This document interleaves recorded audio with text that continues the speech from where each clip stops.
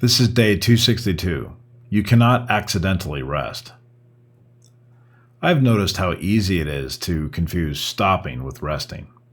I can sit down, turn on a screen, scroll through my phone, and still feel like my mind never actually left the noise. Taking a mental break from the stresses of the world requires deliberate and concentrated effort. You simply cannot accidentally rest. That is the hard part to admit. Most of us know how to distract ourselves, but that is not the same thing.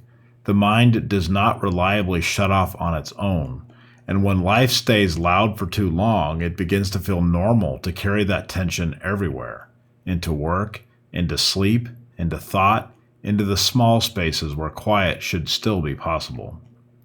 Rest has to be chosen. I have come to a realization that rest is not passive in the way we often imagine it to be.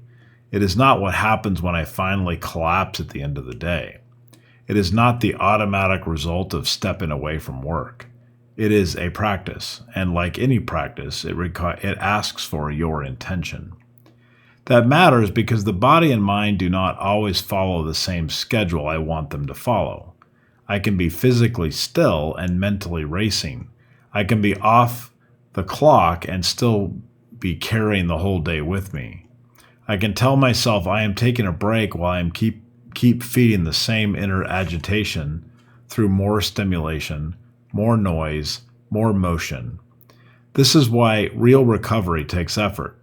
It asks me to do something that feels simple, but it is not simple at all.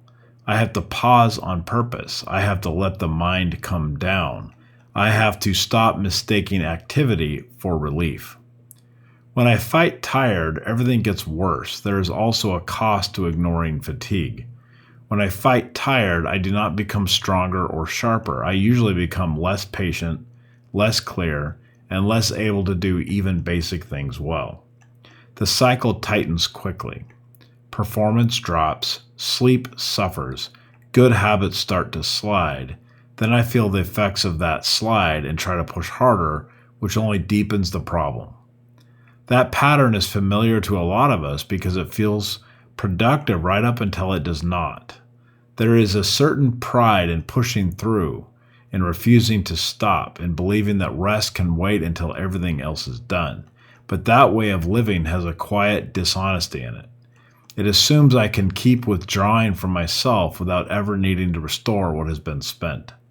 I cannot do that for very long. None of us can. The pause button is not a reflex, it is a skill.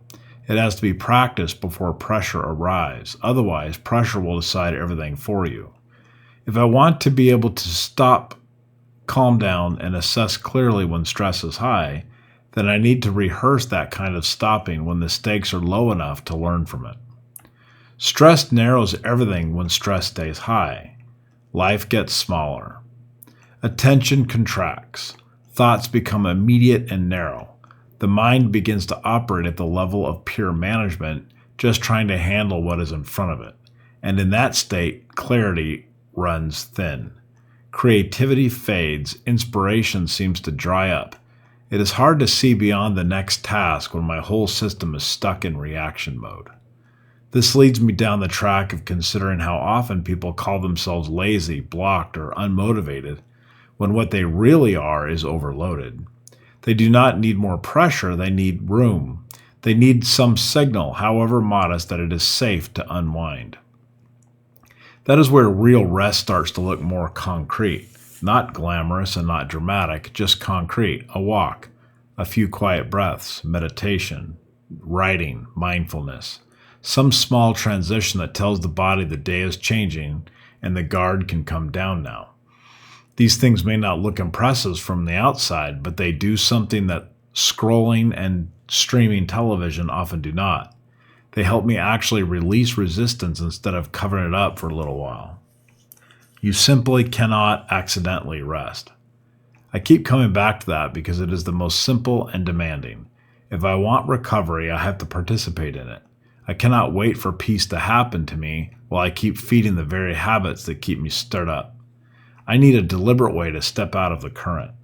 So the next time the day feels crowded and my mind feels full, I do not need a grand solution. I just need one intentional act of rest, one small walk, one small page of writing, one quiet minute of breathing before I move on to the next thing. Sometimes that is enough to remember that rest is not weakness, it is a choice, and I have to make it on purpose.